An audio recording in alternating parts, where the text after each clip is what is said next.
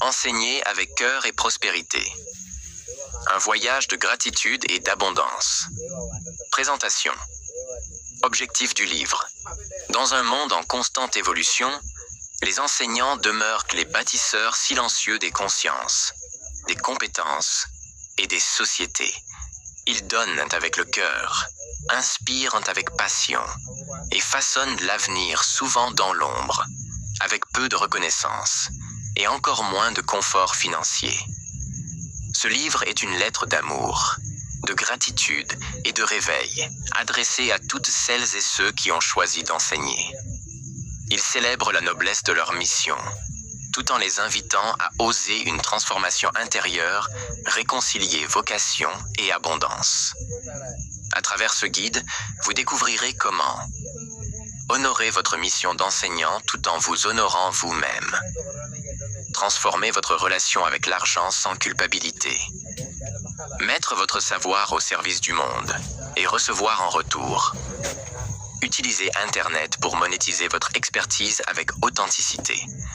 Créez des projets éducatifs en ligne, éthiques et durables. Pratiquez la gratitude comme moteur d'inspiration, de guérison et de prospérité. Ce livre est un chemin de liberté. Un chemin pour les enseignants qui veulent donner sans s'épuiser, partager sans s'oublier et vivre dans l'abondance sans renier leur âme. Bienvenue dans un voyage de gratitude et de prospérité. Car oui, il est temps de vivre de ce que vous enseignez. Avec cœur, avec sens, avec joie. Introduction. À ceux qui enseignent avec le cœur et qui méritent aussi l'abondance. Il y a dans le cœur d'un enseignant une lumière que rien ne peut vraiment éteindre. Qu'il parle devant une salle pleine d'élèves, qu'il forme à distance depuis son ordinateur ou qu'il partage un savoir dans une conversation informelle, l'enseignant est un passeur, un artisan silencieux de l'humanité, une âme dévouée à l'élévation des autres. Et pourtant, combien d'enseignants vivent dans le doute, l'usure ou le manque, malgré la grandeur de leur mission? Combien croient au fond d'eux qu'aimer leur métier signifie renoncer à l'aisance matérielle? Combien servent avec loyauté, mais hésitent à recevoir avec reconnaissance? Ce livre est né de ce paradoxe. Celui d'un métier noble, sacré même, mais souvent entouré de sacrifices invisibles. Celui d'un appel à servir, qui mérite aussi d'être honoré, soutenu et prospère. Je t'écris ce livre comme on tend la main à un collègue de mission, un frère ou une sœur d'âme. Non pas pour t'apprendre à enseigner, tu sais déjà le faire, mais pour t'ouvrir une voie nouvelle, celle de la gratitude consciente, de la prospérité alignée et de l'utilisation du numérique pour libérer ton potentiel. Ce n'est pas un guide technique, ni un discours spirituel détaché du réel. C'est un pont. Un pont entre ta vocation profonde et les opportunités modernes. Un pont entre le don de soi et la richesse juste. Un pont entre ce que tu sais déjà et ce que tu peux devenir. Ce livre est un voyage, et comme tout voyage, il commence ici, par un choix. Celui de croire qu'un enseignant peut aimer, servir et prospérer pleinement. Merci d'ouvrir ce livre. Merci pour tout ce que tu as déjà donné. Et surtout, merci d'accepter de recevoir. Bienvenue dans ce voyage de gratitude et d'abondance. Chapitre 1. L'héritage sacré de l'enseignant. Quand transmettre devient un acte de lumière. Être enseignant, ce n'est pas simplement exercer un métier. C'est répondre à un appel intérieur. C'est choisir de transmettre, d'élever, de transformer parfois même sans en voir les fruits immédiats.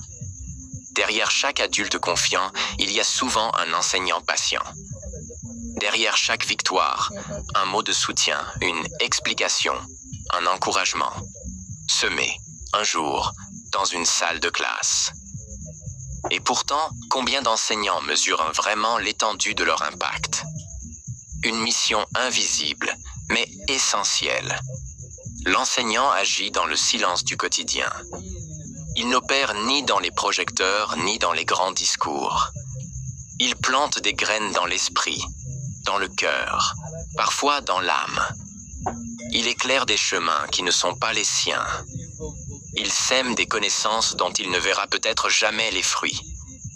Et il continue, année après année, malgré les défis, les manques de reconnaissance ou les faibles salaires.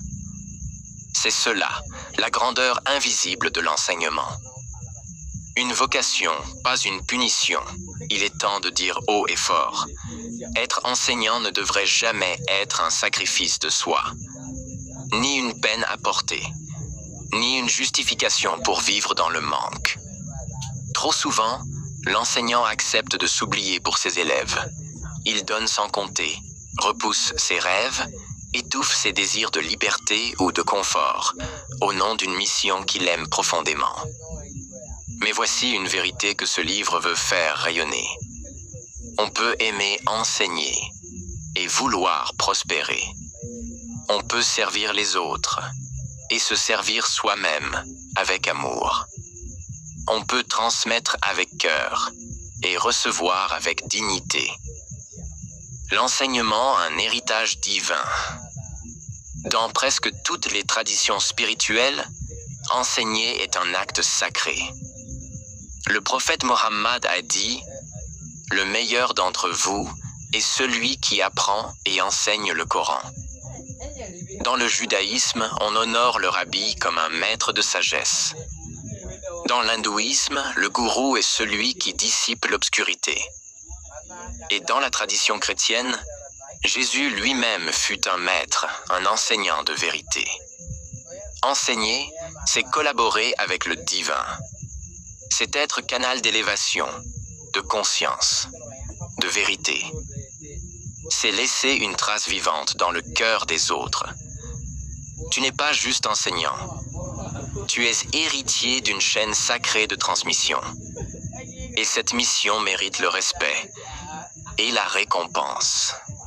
Exercice de réflexion. Prends un moment et réponds à cette question dans ton journal.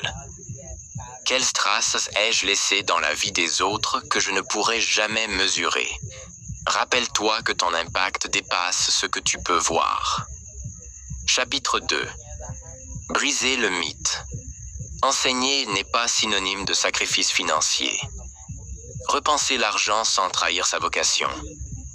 Pendant trop longtemps, une idée s'est enracinée dans la conscience collective.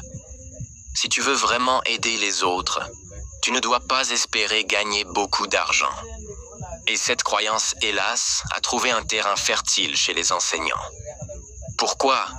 Parce que les enseignants sont par nature des personnes généreuses, tournées vers les autres, porteuses d'une mission noble. Mais cette générosité mal encadrée est souvent exploitée par un système qui glorifie le sacrifice, au détriment de la dignité financière. Le piège des croyances peu limitantes.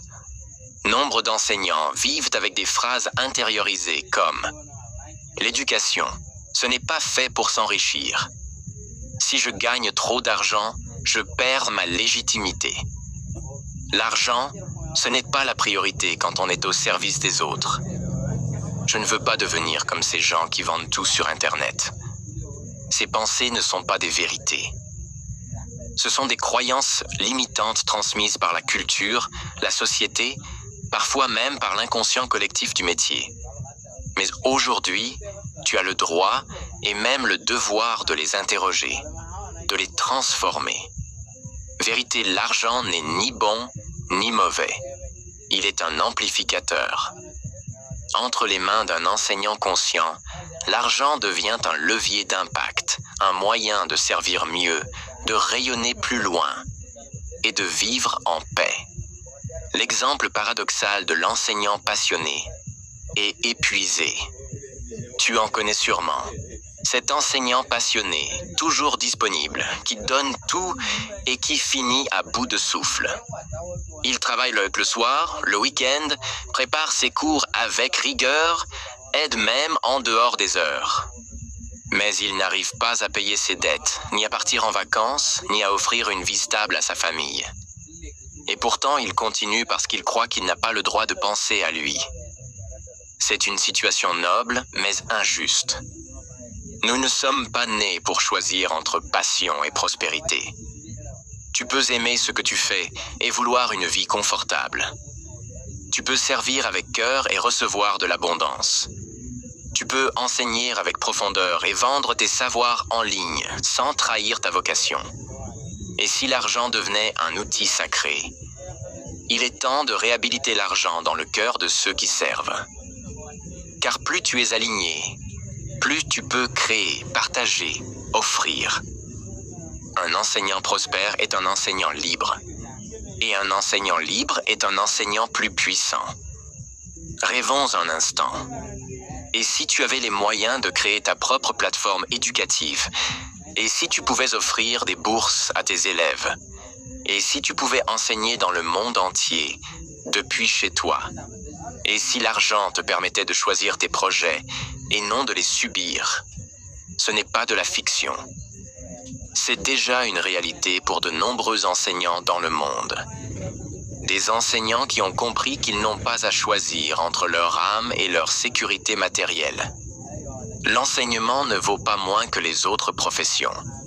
Un coach, un consultant, un expert tech n'a aucun mal à vendre son savoir. Pourquoi l'enseignant dont la mission est souvent bien plus structurante devrait-il s'excuser de vouloir monétiser son expertise? Un savoir bien transmis a de la valeur. Une compétence bien expliquée mérite un échange juste. Et quand c'est fait avec éthique, cœur et gratitude, c'est une bénédiction pour tous. Clé du chapitre: change ton discours intérieur. Voici une affirmation à méditer chaque jour. Je peux enseigner avec amour, servir avec foi et recevoir avec joie. Je suis digne de prospérité. L'argent amplifie mon impact, pas ma valeur. Exercice de transformation intérieure. Premier. Identifie les croyances limitantes que tu as sur l'argent. Par exemple, l'argent corrompt. Ce n'est pas spirituel de vouloir gagner beaucoup. Je ne suis pas bon en marketing. 2. Réécris chaque croyance en une affirmation positive. Par exemple, l'argent me permet d'amplifier ma mission. Il est sain d'être rémunéré pour ma valeur. Je peux apprendre à partager mon savoir en ligne, étape par étape. 3. Lis ces nouvelles affirmations chaque matin pendant 21 jours. En résumé, ce chapitre est un appel à libérer l'enseignant des chaînes invisibles du sacrifice. Tu n'as pas à prouver ta bonté en restant dans le manque. Tu peux t'aimer, te respecter et ouvrir les bras à une prospérité alignée. Le chemin commence par un choix, celui d'honorer ton métier et de t'honorer toi-même. Chapitre 3. La gratitude comme clé d'abondance. Transformer ce que l'on a en ce que l'on veut vraiment. Si tu n'avais qu'une seule pratique intérieure à cultiver chaque jour pour changer ta vie, ce serait la gratitude. Pas une gratitude automatique, forcée ou superficielle, mais une gratitude consciente, vibrante, enracinée dans l'âme. Une gratitude capable de transformer non seulement ton état intérieur, mais aussi ta réalité extérieure. Et pour un enseignant, c'est encore plus puissant. Car enseigner, c'est donner sans compter. Et ce que tu donnes avec amour te revient multiplié. Si tu apprends à le recevoir. Qu'est-ce que la vraie gratitude? La gratitude ne consiste pas à se contenter de ce qu'on a. Elle consiste à reconnaître la valeur sacrée de ce qu'on a déjà, pour attirer davantage de ce qui nous élève. C'est un état vibratoire qui envoie au monde ce message silencieux mais puissant. Je reconnais la beauté et la richesse de ce que j'ai, donc je suis prêt à en accueillir plus. La gratitude te met dans une posture d'ouverture, de confiance, de réceptivité. Et cette posture attire naturellement à toi les opportunités, les idées, les soutiens, les ressources que tu ne peux pas recevoir si tu es fermé, amer ou résigné. Pourquoi les enseignants ont besoin de gratitude consciente? Parce que donner chaque jour sans retour immédiat peut user l'âme. Parce que se sentir utile mais épuisé devient à la longue un piège. Et parce que le système scolaire valorise souvent les résultats, mais oublie l'humain. Alors si tu n'installes pas en toi-même une pratique quotidienne de gratitude, tu risques de t'assécher intérieurement. Mais si tu apprends à reconnaître la richesse de ce que tu transmets, la beauté de ton savoir, la lumière que tu allumes dans les autres, le privilège d'avoir une voix, une mission, une présence, alors tu redeviens un enseignant vibrant, un enseignant vivant, un enseignant rayonnant. La gratitude attire l'abondance. Beaucoup pensent que la gratitude est une réaction. Mais en réalité, elle est une action créatrice. Quand tu pratiques la gratitude, tu t'alignes avec une fréquence qui attire plus de raisons d'être reconnaissant. Tu remarques les petites opportunités. Tu valorises ce que tu offres. Et tu ouvres la porte à la prospérité alignée. Gratitude, alignement, magnétisme. Tu ne poursuis plus l'abondance. Tu la rayonnes. L'argent et la gratitude, une alliance sacrée. Voici un secret spirituel et financier. Ce que tu honores, t'honore en retour. Si tu es reconnaissant pour les 50 € que tu gagnes, tu crées un terrain fertile pour en recevoir 500. Si tu es reconnaissant pour chaque élève, chaque commentaire, chaque remerciement, tu t'ouvres à plus. Inversement, si tu te plains, si tu dévalorises tes propres offres, si tu dis « ce n'est rien » quand on te remercie ou te paye, tu bloques la source. La gratitude débloque les canaux de réception. Elle est le langage intérieur de l'abondance. Rituel simple pour activer la gratitude. Voici 3 pratiques puissantes à intégrer dans ta routine d'enseignant. 1. Le journal de gratitude éducative. Chaque soir, note 3 choses pour lesquelles tu es reconnaissant dans ta journée d'enseignement. Exemple. Un élève t'a souri. Tu as eu une idée brillante pour un cours. Tu as eu 10 minutes de calme pour respirer. 2. La bénédiction de l'argent reçu. Chaque fois que tu gagnes de l'argent, salaire, vente, don, prends 10 secondes pour dire « Merci, je reçois avec gratitude ». Que cet argent soit un outil de paix et d'impact. 3e. La visualisation de l'abondance alignée. Chaque matin, visualise-toi en train d'enseigner librement, avec joie, en ligne ou en présentiel, tout en recevant de l'argent honnêtement, avec fluidité. Exercice de transformation. Écris une lettre de gratitude à ton moi enseignant. Rappelle-lui pourquoi il est précieux, pourquoi il mérite l'abondance, pourquoi son don au monde est irremplaçable. Relis cette lettre chaque fois que tu doutes. En résumé, la gratitude est ton levier spirituel. Elle est le point de départ de toute transformation durable. Si tu apprends à l'utiliser chaque jour, ta vibration change et ton monde change avec elle. Tu n'as pas besoin d'avoir plus pour être reconnaissant. Mais si tu es profondément reconnaissant, tu recevras plus, inévitablement. Chapitre 4. Monétiser son savoir en ligne. Le nouveau terrain des enseignants visionnaires. Créer de la valeur éducative, libérer du temps et prospérer avec sens. Aujourd'hui, un changement silencieux transforme le monde de l'enseignement. Le savoir se dématérialise, le numérique devient un vecteur puissant, et Internet ouvre les portes d'une nouvelle ère. Les enseignants ne sont plus limités à la salle de classe. Ils peuvent créer, partager, enseigner, vendre et impacter à une échelle globale. Sans diplôme supplémentaire, sans permission, sans intermédiaire. Tu n'as pas besoin d'abandonner l'école, tu as besoin d'élargir ton espace. Pourquoi monétiser son savoir est un acte d'impact? Monétiser ne veut pas dire profiter des autres. Cela signifie transformer ce que tu sais en quelque chose de structuré, utile et transmissible, contre un échange juste. Quand tu fais cela avec conscience, tu honores ton intelligence. Tu aides d'autres personnes à apprendre. Tu génères des revenus alignés à ta mission. C'est un gagnant-gagnant sacré. Et surtout, tu crées un actif éducatif qui travaille pour toi, même quand tu dors. Le monde a changé les enseignants aussi. Autrefois, seuls les éditeurs, les universités ou les institutions validaient ton savoir. Aujourd'hui, un enseignant avec un smartphone et un cœur sincère peut toucher des milliers de personnes. Voici quelques faits concrets. Des milliers de profs créent des formations en ligne, langue, maths, pédagogie. Des enseignants lancent des chaînes YouTube ou podcasts éducatifs.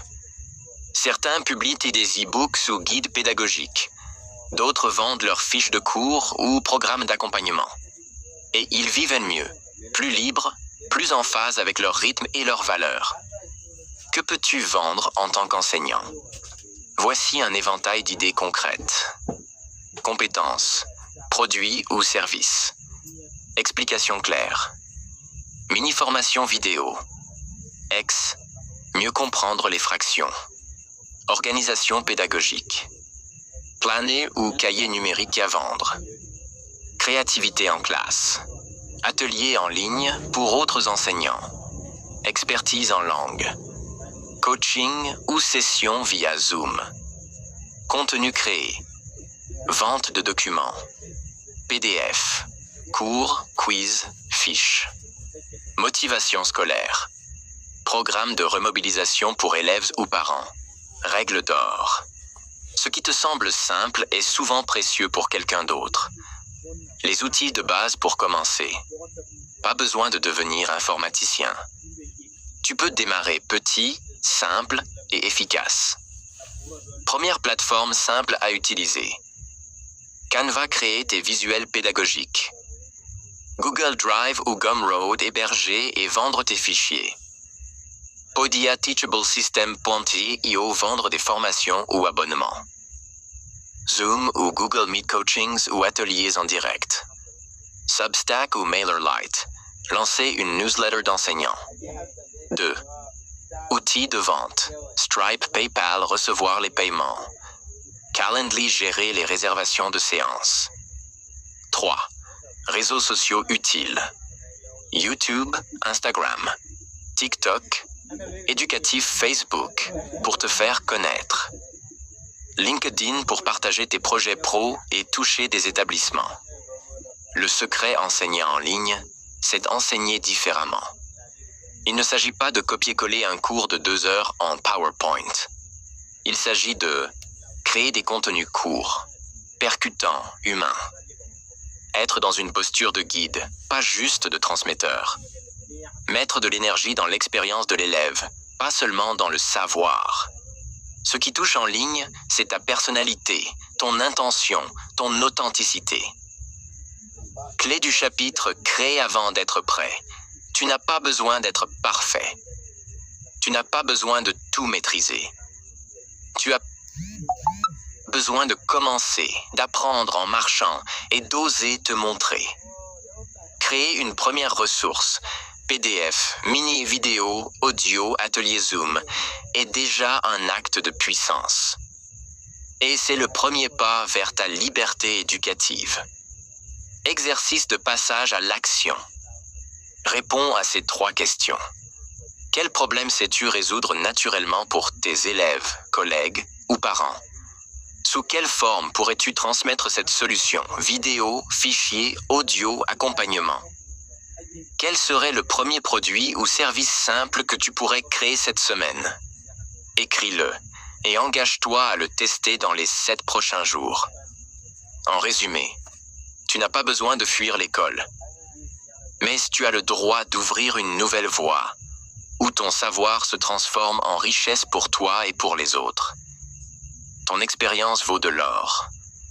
Ta pédagogie mérite une scène mondiale. Et ta voix peut t'enseigner bien au-delà des murs d'une classe. Chapitre 5. Reprogrammer son rapport à l'argent. Oser recevoir avec dignité. guérir les blessures invisibles et accueillir la prospérité avec conscience. Beaucoup d'enseignants vivent une tension intérieure profonde. Ils aiment transmettre. Ils veulent faire le bien. Mais ils n'osent pas recevoir en retour, surtout quand il s'agit d'argent. Pourquoi? Parce que l'argent, dans notre culture éducative, a été associé à la corruption, l'avidité ou l'égoïsme. On a glorifié l'engagement, mais diabolisé la rémunération. Il est temps de libérer cette programmation toxique et de permettre aux enseignants de réconcilier vocation et abondance. Ce que tu crois de l'argent détermine ce que tu reçois. L'argent n'est pas un problème. C'est une énergie neutre. C'est un amplificateur de valeur. Mais si, au fond de toi, tu crois que l'argent c'est sale, les gens bien ne courent pas après l'argent. Gagner trop, c'est trahir ses principes. Alors ton subconscient rejette ce que tu dis vouloir. Ce que tu juges, tu ne peux pas accueillir. Ce que tu condamnes, tu t'empêches de recevoir. Le poids du sacrifice dans la culture enseignante. Depuis des générations, l'enseignant est présenté comme un serviteur désintéressé, un héros discret, quelqu'un qui donne sans jamais demander. Cette image est noble, mais elle devient toxique si elle empêche l'équilibre. Un enseignant n'est pas moins spirituel parce qu'il gagne bien sa vie. Il est simplement plus stable, plus serein, plus libre, donc plus utile. Tu peux avoir une mission et de l'argent. Tu peux servir et réussir. Tu peux aimer enseigner et aimer l'abondance. L'argent comme outil de service, pas comme idole. Reprogrammer son rapport à l'argent ne signifie pas devenir matérialiste. Cela signifie replacer l'argent à sa juste place, un moyen, un outil, un amplificateur. Quand tu as de l'argent, tu peux dire non à ce qui ne te respecte pas.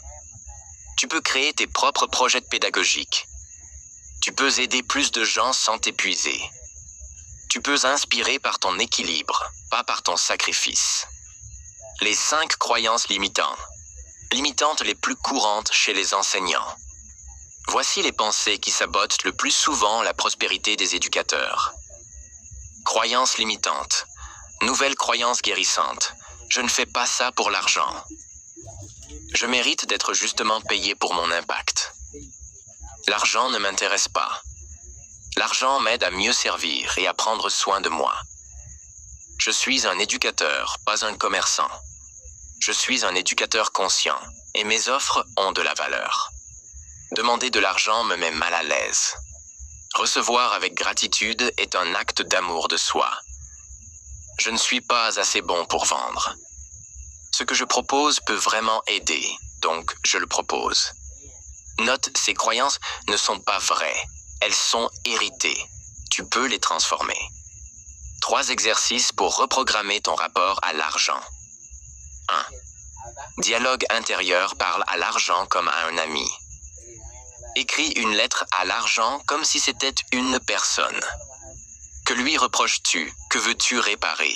Que veux-tu vivre avec lui désormais? 2. Affirmation de reprogrammation. Lise chaque matin à voix haute. Je mérite de recevoir avec joie, respect et abondance. Mon savoir est précieux et j'ai le droit d'en vivre. L'argent qui vient à moi sert la paix, l'éducation et la lumière. 3e acte symbolique de réconciliation. Choisis un petit service ou ressource que tu peux proposer à un prix juste, même symbolique. Publie-le, propose-le, reçois sans te justifier. C'est le premier pas vers ton autonomie financière. En résumé, l'argent ne diminue pas ton message. Il lui donne des ailes. Changer ton rapport à l'argent, c'est guérir une mémoire collective. C'est dire oui à l'équilibre. C'est honorer la vie et lui permettre de t'honorer en retour. Tu es enseignant. Tu es porteur de savoir. Et tu as le droit de prospérer. Chapitre 6. Créer un écosystème éducatif prospère sur Internet, le plan d'action. De professeur à créateur d'impact numérique, structurer son savoir pour rayonner, aider et générer des revenus. Tu es enseignant. Tu as des compétences, de l'expérience, de l'inspiration, des outils, de l'amour pour ce que tu fais. Il est temps de structurer tout cela dans un écosystème simple, efficace et durable. Ce chapitre est ton plan de départ clair pour créer une présence en ligne, proposer tes offres pédagogiques et bâtir un système qui te permet de vivre mieux. Qu'est-ce qu'un écosystème éducatif en ligne?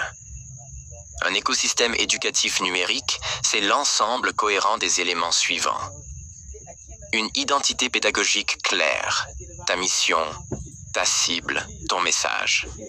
Une plateforme de contenu où tu partages ton expertise. Une ou plusieurs offres, produits ou services éducatifs. Un système de communication et de vente, email, réseau, etc. Un canal de paiement fiable pour recevoir tes revenus. C'est un système vivant qui te représente, attire des apprenants, crée de la valeur et génère des revenus réguliers. Étape 1. Clarifie ton identité pédagogique. Pose-toi ces questions. À qui veux-tu t'adresser? Élèves-parents. Enseignants adultes en reconversion. Quelle transformation peux-tu apporter? Amélioration des résultats. Motivation. Organisation. Créativité. Quelle est ta mission unique, ex? Je veux aider les profs à gagner en confiance numérique ou je veux réconcilier les enfants avec la lecture. Clarté, impact. Ce que tu n'as pas clarifié, les autres ne peuvent pas le trouver. Étape 2. Choisis ta plateforme principale. Tu n'as pas besoin d'être partout. Commence par une plateforme de contenu adaptée à ton style. Tu aimes? Plateforme conseillée. Parler, expliquer. YouTube ou podcast. Écrire, structurer. Blog ou newsletter ex-Substack. Interagir, motive. Instagram, TikTok. Facebook. L'objectif, partager gratuitement de la valeur. Extrait, conseils, astuces, encouragement. Pour créer la confiance. Étape 3. Crée une première offre pédagogique simple. Voici des exemples. Un e-book. Ex-10 clés pour aider votre enfant à réussir en maths. Une mini-formation vidéo. Ex-comprendre la grammaire en 7 jours. Des séances individuelles. Coaching ou tutorat via Zoom. Un pack de ressources. PDF, fiches, évaluation, jeux. Un atelier en ligne. Pour enseignants, parents, étudiants. Règle d'or. Commence petit, mais lance quelque chose. Tu peux l'améliorer ensuite. Étape 4. Structure ton tunnel de communication. Tu n'as pas besoin de devenir marketeur. Mais tu dois avoir un chemin clair pour guider les gens vers ton aide. Contenu gratuit régulier sur YouTube, Instagram, newsletter. Lien vers une offre claire, page de vente ou formulaire. Paiement simple et sécurisé. Stripe, PayPal, Gumroad. Livraison automatisée ou accompagnement en ligne. Laisse les gens venir à toi naturellement, par la valeur que tu donnes. Étape 5. Automatise ce qui peut l'être. Le secret de la prospérité durable n'est pas de travailler plus. C'est de travailler intelligemment. Voici ce que tu peux automatiser. Les emails de bienvenue avec MailerLite ou System.io. Les ventes via Gumroad ou Podia. La livraison des produits. Lien automatique après paiement. Les rendez-vous avec Calendly. Cela te libère du temps pour enseigner, créer et vivre. Étape 6. Cultive la relation avec ton audience. Les gens achètent ceux en qui ils ont confiance. Voici comment créer une communauté fidèle. Raconte ton histoire personnelle, tes réussites, tes échecs. Réponds aux messages, commentaires ou mails. Appelle ton public par son nom, son profil, ses besoins. Donne plus que tu ne vends. Sois régulier, mais humain. Tu n'es pas là pour convaincre. Tu es là pour connecter, inspirer et aider. En résumé, ton écosystème éducatif en ligne. Éléments. Objectif. Identité claire. Savoir à qui tu t'adresses et pourquoi. Plateforme de contenu. Te faire connaître et créer de la confiance. Offre pédagogique. Apporter de la valeur en échange équitable. Système de communication. Nourrir la relation et guider doucement. Système de vente. Recevoir de manière fluide, simple et digne. Exercice de passage à l'action. Visualise ton propre écosystème éducatif. Réponds à ces 5 questions dans ton carnet. Qui est-ce la personne que je veux aider? Quel contenu pourrais-je créer pour elle chaque semaine? Quelle offre simple puis-je proposer dans les 15 prochains jours? Quelle plateforme vais-je utiliser comme maison principale? Quel outil vais-je tester pour vendre ou automatiser? Engage-toi à publier ton premier contenu cette semaine. Même imparfait. Tu viens de poser la première pierre d'un monde plus libre et plus prospère. Chapitre 7. La gratitude active. L'art de recevoir, de bénir et d'amplifier l'abondance. Quand tu remercies sincèrement, tu invites davantage à te bénir. Beaucoup pensent que la gratitude est passive. On dit « merci », on est content. Et c'est tout. Mais en réalité, la vraie gratitude est un pouvoir. Elle ouvre les portes, active la circulation du bien, attire ce que tu honores. Pourquoi la gratitude transforme tout? La gratitude est une reconnaissance vivante. C'est l'acte conscient de voir, bénir, amplifier ce qui est déjà là. Quand tu remercies sincèrement ce que tu as, tu t'ouvres à recevoir ce que tu veux. Et pour l'enseignant, cela veut dire remercier les élèves, même ceux qui défignent. Remercier les ressources, même limitées. Remercier les petits gains, même symboliques. Remercier chaque personne qui paye, partage, soutient,